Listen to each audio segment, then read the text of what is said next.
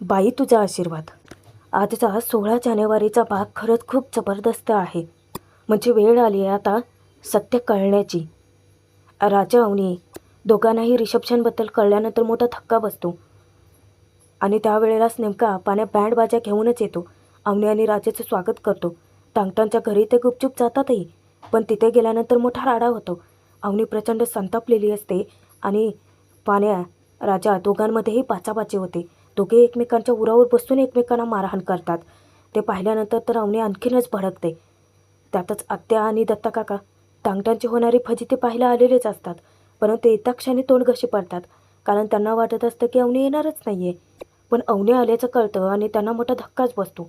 तरीही काहीतरी संधी शोधून ते कोरगोडी करून टांगटांची फजिती करण्याच्या रिसेप्शनचा बट्याबोळ करण्याच्या तयारीतच असतात. आणि अण्णा त्या दोघांची त्यावेळी चांगलीच वाट लावतात. पण अवनी एकच हट्ट धरून बसलेली असते की राजा खरं काय ते बाहेर जाऊन सांग. आणि राजाही तिला म्हणतो की मी अख्ख्या गावासमोर खरं सांगून माझ्या घराण्याची इज्जत नाही घालवू शकत. त्यावेळेलाच अवनी खूप मोठा तमाशा करते आणि तिथेच यशादा येतो. अवनी स्वतःच्या तोंडून यशादाला खरं काय ते सांगते की त्यांचं लग्न खोटं आहे. तिचं आणि राजाचं एकमेकांवरती काही प्रेम नाही आहे. सत्य कळल्यानंतर राजा यशोदाच्या पायाखालची जमीनच हादरले. पण आता प्रश्न उरतो की रिसेप्शनमध्ये अवनी येईल का? टांगटांच्या घराण्याची इज्जत राखण्यासाठी का असेना, परंतु ती राजासोबत रिसेप्शनमध्ये उभी राहील का? अख्ख्या गावाचं तोंड बंद करून आत्या आणि दत्तो काका या दोघांना ती तोंडघशी पाडेल का?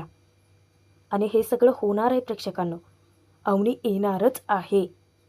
पण हे सगळं कसं घडतं ते आपण बघणार आहोत. त्यासाठी भाग शेवटपर्यंत जरूर बघा. बोर्ड पाहिल्यानंतर अवनी प्रचंड भडकलेली असते. राजाला ती स्पष्ट सांगते की मी तुझ्या घरी येणार नाही. राजा जीवाच्या आकांताने समजावण्याचा प्रयत्न करतो की मॅडम असं नका ना करू. मी तुम्हाला सांगितलं होतं ना की आमच्या अण्णा खूप इमोशनल आहेत. इमोशनमध्ये असं काहीतरी करतात. तुम्ही नका ना त्याच्याकडे लक्ष देऊ. मॅडम अहो हा फक्त 10x10चा बोर्ड आहे हो. तुम्ही इग्नोर मारा ना त्याच्याकडे. मी तुम्हाला सांगितलं होतं की नाही मॅडम. अहो आम्ही सगळेजण खरंच खूप प्रेमळ माणसं आहोत. अण्णा आमच्या जरा इमोशनमध्ये म्हणजे आनंद आमच्या पोटातच मावत नाही हो. अवनी विचारते की मग काय भस्कन बाहेर येतो? ते काहीही असू देता, पण मी तुझ्या घरी येणार नाही आहे. तुला माहिती आहे ना आपलं लग्न खोटं आहे. आणि तुझे वडील अख्खे गावभर काय सांगत फिरताय की मी मिसेस धनराज दांगट आहे म्हणून. अजिबात नाही हा. राजा समजावण्याचा प्रयत्न करतो की मॅडम प्लीज समजून घ्या ना. तुम्ही पण कशाला इमोशनमध्ये असला विचार करताय. अहो तुम्ही इथे नाही येणार तर मग कुठे राहणार सांगा ना. अवनी चिडचिड करते की मी कुठेही जाईन, कुठेही राहीन. बस स्टॉपवरती, रेल्वे स्टेशनवरती, नाहीतर ती एका ठिकाणी जाऊन बसते आणि सांगते की इथेही थांबेन मी येणार नाही. राजा आता अवनीची समजूत घालणारच असतो की इतक्यात पाण्या डायरेक्टर बँडबाजा घेऊनच हजर होतो आणि तो नाचतच आलेला असतो. आता पाण्या आल्यानंतर तर राजा डायरेक्टर डोक्याला हात लावून खालीच बसतो. अवनी त्याच्याकडे पाहते आणि त्याला विचारते की बोला आता भस्कन असा आनंद बाहेर येतो म्हणून. पाण्या धावत येतो आणि राजाला घट्ट मिठी मारतो. काय आमच्या नाशिकच्या आशिकने चांगला राडाच करून टाकलाय. अरे तुम्ही इकडे काय करू राहिले? राजा त्याला सांगतो की काय नाही ते बॅनर दिसलं म्हणून थांबलो होतो. अवनी इतकी संतापलेली असते ना. आता पाण्या तिथे त्यांना घाई करायला लागतो की वहिनी चला चला चला चला. अहो तुमच्या येण्याने अण्णाने अख्ख्या गावाला गाव जेवण देऊन टाकलंय माहिती. सगळी लोक तिकडे वाट बघू राहिले. तुम्ही काय करू राहिले इथे? चला चला चला. आणि जबरदस्ती पाण्या अवनीला तिथे गाडीत बसवतो. आता गाडीत बसताना अवनी राजाकडे इतकी खाऊ का गिळू नजरेने बघत असते ना की राजाची चांगली घाबरगुंडी चोरते. त्यानंतर पाण्या बँड बाजा वरात घेऊनच डायरेक्ट आलेला असतो घराकडे. इकडे अण्णांचा आनंदही गगनात मावेनासा होतो. येणाऱ्या लोकांचं स्वागत करतात ते की आशीर्वाद पुसला, दांगटांचा विश्वास जिंकला, आमच्या दांगट कुटुंबाला बाईचा आशीर्वाद लाभलेला आहे. अण्णा विचारतात की हा पाण्या कवाचा गेलाय, अजून आला कसा नाही. इतक्यात पाण्या हजेरी लावतोच तिथे. पाण्या आल्यानंतर अण्णा असले सुसाट धावतात ना आणि काय नाचतात राव. सगळे फिके पडतात अण्णासमोर. यशोदा आणि धान्या दोघांना इतका आनंद होतो. यशोदा धान्याला सांगतो की आपल्या अण्णाची गाडी आता सुसाट सुटली आहे, आता काय थांबत नसतात अण्णा आपले. त्यावर धान्या सांगतो की एक वेळेस ते पँडवाले दमतील, एक वेळेस ते पाण्याला नाचून नाचून दमल, पण आपले अण्णा राव अजिबात थांबणार नाहीत. धान्या पटकन धावत जातो, गाडीचा दरवाजा उघडतो आणि अवनीला तो सांगतो की वहिनी अहो उतरा ना, सगळा तुमच्यासाठी घाट घातलाय. अहो तुम्ही आला न एकदम भारी वाटायला लागलं बरं का आम्हाला. अवनी राजाला विचारते की काय रे, म्हणजे या सगळ्याबद्दल तुला आधी माहिती होतं का? अहो वहिनी साहेब, लोक इथं पैसा लावून राहिले की तुम्ही परत येणार नाहीच आहे म्हणून. तुम्ही आलात आणि आमच्या जीवात जीव आला बघा. आणि मी पैस जिंकलोय. त्याने इतका नाचत असतो. अवनीला तो सतत बाहेर बोलवत असतो, पण अवनी राजाला सांगते की मी अजिबात येणार नाही. धन्या तिला म्हणतो की काय लवशिपमध्ये बोलू राहिले वहिनी, अहो या या पटकन बाहेर या. हे अजिबात असलं काही चालणार नाही, या चला बाहेर या. त्यावर पाणी येतो आणि धन्यासोबत नाचत सांगतो की अजिप्रिया, आता जे काही चाललं ना आपल्या घरात ते वहिनीचंच चालणार आहे. यशोदा त्यांना म्हणतो की काय तुम्ही सगळेजण बोलू राहिले, तिकडे लोक खोळंबलेत, चला उतरा ना खाली. राजा पटकन गाडीच्या खालती उतरतो आणि त्यांना बाजूला घेऊन जातो. तो जा विचारतो की दादा अरे काय आहे सगळं. यशोदा सांगतो की बघ एका रात्रीत आम्ही हे सगळं उभं केलं आहे, मस्त आहे ना सगळं. धन्या सांगतो की वहिनीच्या स्वागतासाठी आहे, सरप्राईज आहे वहिनीसाठी. राजा विचारतो की अरे पण इतका खर्च.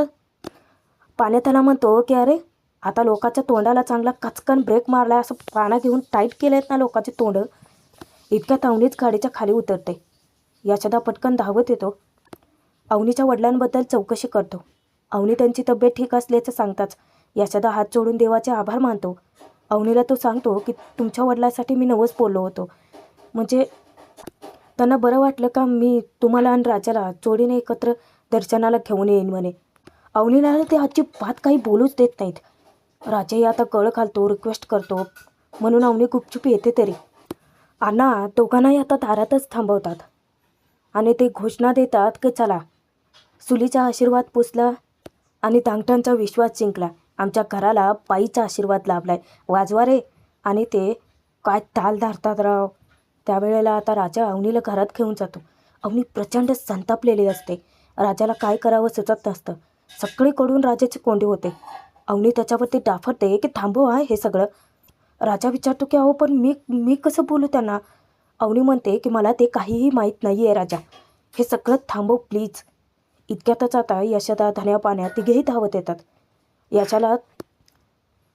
राजाला ते विचारतात की काय तुम्ही इथे गप्पा मारू राहिले, अरे चल ना तयार हो ना, अरे लोक लय वेळ झालं खोळंबून राहिले. राजा अवनीला तुम्ही फ्रेश होता का असं सांगून बहाणा करून तिथून पाठवून देतो. अवनी जेव्हा रूममध्ये चिडून निघून जाते ना, राजा दरवाजा लावून घेतो आणि सगळ्यांवरतीच चिडतो. तुमचं काय डोकं वगैरे ठिकाणावर आहे की नाही, काय करून ठेवलं आहे तुम्ही. पाण्या सांगतो की अरे काय म्हणजे सरप्राईज आहे वहिनीसाठी. राजा भडकतो की हे सरप्राईज नाही रे, धक्का आहे आमच्यासाठी. त्यापेक्षा ना त्या कळसुबाईच्या शिखरावरून मला धक्का दिला असता तर परवडलं असतं. राजाला इतकं टेन्शन आलेलं असतं या सगळ्या सिच्युएशनचं. पाण्या त्याला विचारतो की हे यशोदा, अरे मला सतत निगेटिव्ह म्हणून हिणवत असतो, आज स्वतःच निगेटिव्ह बोलू राहिला ना.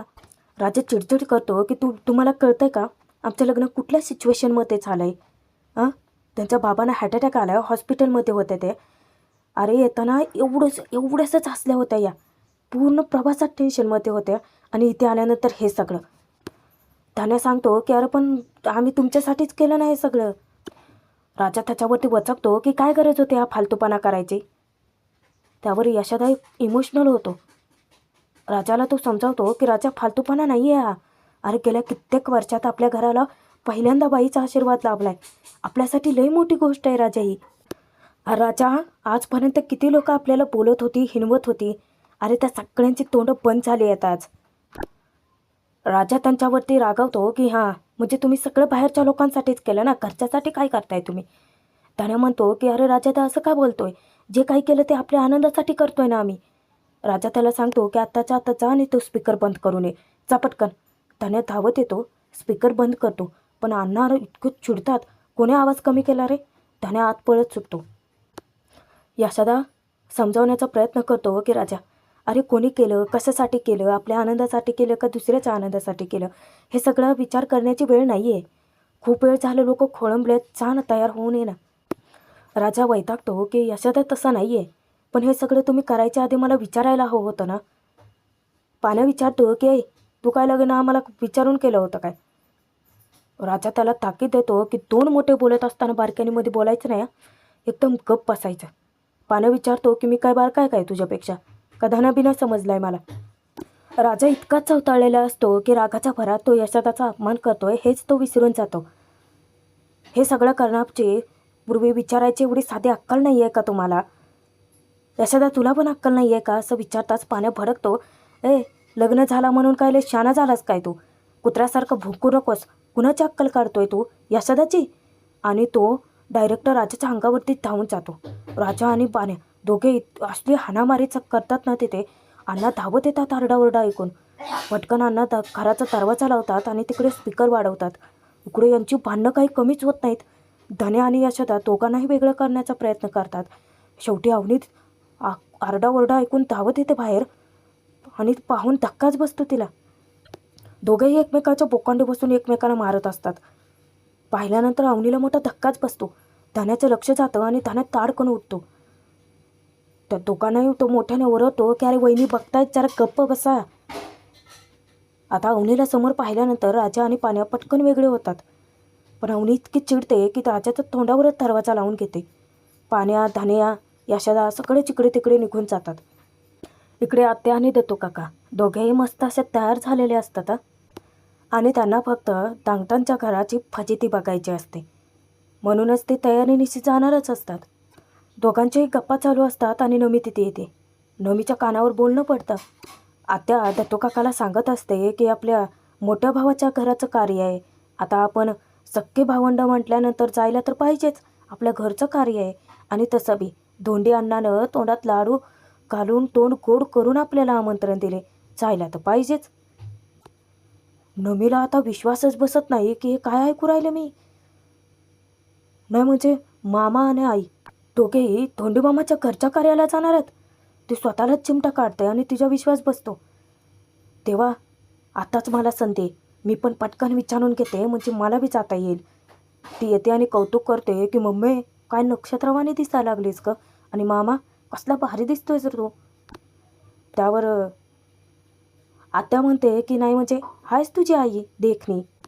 आणि दत्तू काका म्हणतो की आणि तुझा मामा रुबाबदार. आता त्या दोघांचंच तुम्ही चालू होतं. आत्या मुद्दामच टोमणे मारते की अय दत्तू, आता मी तुझ्या ह्याला हो हो करणार नाही हा अजिबात. त्यावर दत्तू काकाही म्हणतात की मी मागाशी तुला हो हो मुद्दामच केलं होतं. ती विचारते की म्हणजे तुझी बहीण देखणी नाही का? ऐ नमे, तुझी मम्मी देखणी नाही आहे का? बघ कसा बोलू राहिला माझ्याबद्दल हा. नमी आता त्यांच्याकडे दुर्लक्ष करते आणि विचारते की मम्मी तू मला सांग की मी कुठली साडी नेसू. नाही म्हणजे आता आपल्या धोंडी मामाच्या घरचं कार्य आहे, राजाचं रिसेप्शन आहे, यायला तर पाहिजेच ना. आता तिला फटकारते की तुझी काय गरज आहे तिथं? तुला तुझ्या मामाचा अपमान सहन होणार आहे वय? अगं त्याची निघून गेलेली सून ती काय परत येत नसते. नमी तिच्यावरती वचकते की मम्मी काय बी काय बोलायला लागलीस तू. आत्या सांगते की तेच खरं आहे, माझं खेटार बी गेलं नसतं तिकडं, पण त्या धोंड्याचा अपमान होणार आहे ना गावासमोर, तेच मला बघायचं आहे. ते इकडं बसून बघायला मिळालंच नसतं ना. दत्तू काका पण म्हणतो की रिक्षा लावून अख्ख्या गावाला अवतान दिलंय ना, माझाच फिरतोय. नाही त्याला सगळ्यासमोर माफी मागायला लावले ना तर नावच बदल माझं. आता नमीला कळून चुकतं की हे तर दांगटांची फजिती पाहायला जाणार आहेत. पण फजिती तर यांचीच होणार आहे, कारण तोंड घशी शेवटी हेच पडणार आहे. आता पुढे सांगते की माझ्या शापाला कावळीनीचा शाप म्हणतो होय, लईच हसत होता. आता मी बोंबलू त्याला शापाची आठवण करून देणार आहे. त्यावर नमी त्यांच्यावरती रागावते की तुमच्यासारखी भावंड असल्यावर त्यांना दुश्मनाची काय गरज आहे. बरं ते जाऊ देत, मला पण यायचं आहे. नमी हट्टच धरून बसते. तेव्हा आत्यानं नमीला मूर्खात काढते. मुद्दामच ते म्हणते की तुला यायचं आहे होय राजाच्या रिसेप्शनला. ठीक आहे तू जा, तुला आवडेल तीच साडी नेस आणि चल. दत्ता काका दत्ता घेऊन जायचं का हिला? नमीला विश्वासच बसत नाही. तिला वाटतं की एका फाटक्यात तयार झाली. पण जेव्हा नमी जाते ना खोलीत, त्यावेळेला आत्या तिला लवकर तयार व्हा असं सांगायला जाते आणि बाहेरून दरवाजाच लावून घेते. आणि दोघेही आनंदाने दांगटाच्या तिकडे निघतात सुद्धा. पण नमी जरी अडकली असली तरी आपली पायाला आहे ना तिला काढायला. नमी जीवाच्या आकांताने ओरडायला लागते. इकडे धन्या इतका अस्वस्थ झालेला असतो की तो रडायलाच लागतो. पाण्यात त्याची समजूत घालायला येतो की धन्या ऐक ना नगं ना त्रास करून घेऊ. अरे लाज तर आमच्या दोघांना वाटायला पाहिजे. धन्या त्याच्यावरती रागवतो की लाज तर मला वाटू राहिली. अरे वहिनी आली होती, काय वाटलं असेल तिला. तिला आल्या आल्या आपण काय दाखवतोय की आपला नवरा आणि दीर एकमेकांच्या उरावर बसून कसे भांडू राहिले ते. पाण्या त्याला समजावायला लागतो की त्याने ऐक ना, ए भावा, नको ना स्वतःला त्रास करून घेऊ. अरे म्हणजे चूक तर माझीच आहे का नाही, त्रास तर मला जास्तीचा होऊ राहिला. मी नेहमीप्रमाणे राजाच्या अंगावर धावून गेलो. मला हे अक्कलच नाही आहे ना. नाही म्हणजे आपल्या घरात कोणतं नवीन माणूस आलं आहे आता. आपण पहिल्यासारखं सगळं नाही आहे आता, बदल आहे सगळं. हे सगळं माझं ध्यानातच नाही आलं. चक्रम डोक्याचा आहे मी. त्याने इतका चिडतो ना की नका ना तुम्ही असं वागू. अरे वहिनी पहिल्यांदा आली आहे ना पुन्हा आपल्या घरी. तुम्हाला कळतं का की किती घाबरली असेल ती, काय वाईट वाईट वाटलं असेल तिला. त्यावर पाण्या सांगतो की सगळ्यात चुकणं त्या राजाची. अरे यशोदा आपला मोठा भाऊ आहे ना, अक्कल काढू राहिला तो त्याची. आणि हे सगळे यशोदाने कुणासाठी केलं रे, उचलली त्याच्यासाठी. आणि तो असं कसं काय बोलू शकतो यशोदाला. हे सगळं ना त्याच्यामुळे घडतंय. अण्णांनी हे सगळं ऐकलेलं असतं. अण्णा आता म्हणतात की पोरानो, अरे हे सगळं प्रकरण तुमचं उद्यावर ढकला. बाहेर पाहुणे वाट बघू राहिले. ते त्यांच्याजवळ येतात आणि सांगतात की आपण सगळ्या आनंदासाठी करतोय. माझ्या सुनेचं रिसेप्शन आहे, ते एकदम तणक्यातच पार पडलं पाहिजे. आता जर आरडाओरडा केलं ना तुम्ही तर एकेकाला कुटीन मी. अरे खऱ्या आनंदाचं वातावरण आहे. चला सगळ्यांनी मस्त सेलिब्रेट करूयात. चला चला. अण्णा आता निघून जातात. त्यानं तिथे पाण्याला ओरडायला लागतो की या माणसाला आयुष्यात पहिल्यांदा इतकं खुश बघतोय मी. आणि आपण काय करू राहिलो तर वाद घालतो एकमेकांच्या उरावर बसून. कधी कधी ना भीती वाटते पाण्याला की त्या आत्याचा श्राप खरा ठरेल की काय, वहिनी निघून जाईल की काय हे सगळं असलं बघून. पाण्या जाऊन आता तिथे एका बाजूला बसतो. आणि वहिनी जर गेली असं काय झालं तर पाण्याला आपण गावात तोंड दाखवायच्या लायकीचे तर राहू का, ते जाऊ देत. पण आपण एकमेकांच्या नजरेला तर नजर देऊ का. त्याने पाण्याच्या गळ्यात पडतो आणि रडायला लागतो. आत्या आणि दत्तू काका टांगटांचा तमाशा पाहायला आलेलेच असतात, पण येता क्षणी तोंड घशी पडतात. तिथल्या लोकांकडून कळतं ना अवनी केव्हाची चाली, चाला तुमचा श्राप खोटा. आता त्या दोघांना इतकं झोंबतं ना ते. इतकी सगळी जय्यत तयारी पाहून त्यांची कुजबूज चालू होते की धोंड्याने इतका खर्च केलाय. आत्या दत्ता काकाला सांगते की मला फक्त संधीच मिळू देत, की त्याच्या कार्यक्रमाचा कसा पट्ट्याबोळ करते ना ते बघतच राहा. दत्ता काका म्हणतो की आणि संधी नाही मिळाली ना तर संधी शोधायची, पण याच्या कार्यक्रमाचा इचका करायचाच. ते दोघेही घाणेरड्या कारस्थानाच्या शोधातच असतात. अण्णा येतात आणि अण्णा त्या दोघांनाही सांगतात की सुले दत्ते दोघे आता माझ्या सुनबाई आणि लेकराला आशीर्वाद द्या, मस्त गोडधोड हादळा आणि निघा इथून. ऐ संभ्या, एक काम कर, ही माणसं आहेत ना, ही काड्या करणारी लोक आहेत, यांच्यावरती बारीक नजर ठेव. लाडू आणि सरबत कोंब यांच्या तोंडात. आणि जर तुम्ही काही काड्या करायचा प्रयत्न केला तर मग मी आहेच तुम्हाला नाचायला लावायला. अण्णा त्यांना तशी धमकीही देतात. इकडे अवनी प्रचंड संतापलेली असताना राजा दरवाजा ठोठावून आत येतो. येता क्षणी अवनी त्याला जाब विचारते की काय चाललं आहे हे सगळं. राजा सांगतो की ते भांडणं होय, ते काय नाही, ते आमच्यासाठी नॉर्मल आहे. अवनी त्याला विचारते की त्याच्याबद्दल बोलत नाही आहे मी, हे रिसेप्शनबद्दल बोलते. काय आहे सगळं, तुला माहिती आहे ना माझ्या बाबांची तब्येत काय आहे, कुठल्या सिच्युएशनमध्ये आहे मी, आणि काय चाललं आहे हे सगळं घरात तिथे. राजा तेव्हा मग सांगतो की ते आमचे अण्णा इमोशनमध्ये ते. अवनी त्याला ताकीद देते की आत्ताच्या आत्ता जा आणि सांग हे सगळं, सांगून टाक ना हे लग्न खोटं आहे ते. राजा म्हणतो की ते आत्ता नाही ना सांगू शकत. अवनी रागावते की राजा तुला कळते का, ऑलरेडी खूप उशीर झाला आहे, आता नाही तर मग कधी सांगणार आहेस तू. अरे काय भातुकलीचा खेळ आहे का हा. अवनी राजाला जाब विचारते की मग अशी यशोदाचा फोन आला होता त्यावेळेला तुला सांगायचं कळलं नाही, सांगून टाकायचंच ना जे खरं आहे ते सगळं. मी जर आता काही सांगायला गेलो ना तर. अवनी त्याच्यावरती खरंच पुन्हा रागावते. राजा तुला कळतंय का, अरे जर नंतर सगळं कळलं तरी तुझ्या घराण्याची इज्जत जाई तिची जाणारच आहे ना. त्यांना कधी ना कधी कळणारच आहे ना की आपण त्यांची फसवणूक केली आहे म्हणून. मग जा आणि आता काय ते सांगून टाक ना. अवनी बेडवरती शांतपणे बसते आणि ती विचारते की राजा तू म्हणालास ना की तुला माझ्या स्वप्नांची काळजी, जर खरंच काळजी वाटत असेल तर प्लीज थांबव ना हे सगळं. राजा दरवाजापर्यंत जातो आणि परत फिरून येतो. राजा हे बघ, हे सगळं मुद्दाम करत नाही होत आपण, पण मी नाही करू शकणार आहे बाकी आता तुझ्या घरातल्यांची फसवणूक. इतक्यातच दरवाजा ठोठावल्याचा आवाज येतो. यशोदा आलेला असतो. तो आधी तर रिक्वेस्ट करतो की तो आत येऊ. राजा त्याला आत घेतो. यशोदाला अवनीशी काय बोलावं कळत नाही, पण अवनी त्याला समजून घेते. त्यानंतर यशोदाने त्यांच्यासाठीचे आणलेले कपडे राजाकडे दिलेले असतात. राजा विचारतो की यशोदा हे सगळं कशासाठी. यशोदा सांगतो की अरे रीत असते ती, नवा नवऱ्यासाठी ते सगळं करावं लागतं. आणि तो या असं सांगून निघून जातो. राजा पटकन दरवाजा लावून घेतो. अवनी प्रचंड रडकुंडीला येते की राजा तुझी भावंडं खरंच खूप चांगली आहेत, नको फसवायला आपण त्यांना, मी तर नाही करू शकत आहे फसवणूक त्यांची. राजा रडकुंडीला येऊन विचारतो की अच्छा म्हणजे माझ्या अण्णांचा अख्ख्या गावासमोर अपमान झालेला चालणार आहे का तुम्हाला. दोघेही टेन्शनमध्ये असतात आणि प्रेक्षकांनो भाग इथेच संपतोय. पण पुढील भागात आता खरा खुलासा होतो. राजा तयार होऊन येतो. अवनी त्याचं कौतुक करते की छान दिसतोयस, अजून एक गोष्ट करशील. राजा विचारतो की सांगा ना काय करायचं आहे. तो उत्साहात विचारतो आणि अवनी त्याचा पचकाच करते. ती त्याला सांगते की आत्ताच्या आत्ता बाहेर जा आणि खरं काय ते सांगून टाक. रागाच्या भरात ते सगळे कपडे बिपडे सगळं पांगड्या सगळं काही फेकून देते, फोडून टाकते. हे पाहून यशोदाला मोठा धक्का बसतो. यशोदाला आता अवनी स्वतःहून खरं काय ते सांगते की आमचं नाही आहे प्रेम एकमेकांवरती, हे लग्न खोटं आहे. यशोदाच्या पायाखालची जमीनच हादरते. रिसेप्शनमध्ये जाऊन आता काय बोलावं सुचत नसतं आणि अख्खं गाव अवनीच्या येण्याची वाट पाहत असतं. आता खरं आहे प्रेक्षकांनो की अवनी येऊन दांगटनची इज्जत वाचवणार आहे, राखणार आहे त्यांचे मान. आत्या आणि दत्तू काकाला पाडणार आहे ती तोंडावरती. पण हे सगळं नक्की कसं होतं आहे ते पाहणं तितकंच मनोरंजक ठरणार आहे. त्यासाठी ते पाहण्यासाठी सबस्क्राईब करून ठेवा आणि भाग कसा वाटला ते कमेंट करून कळवा.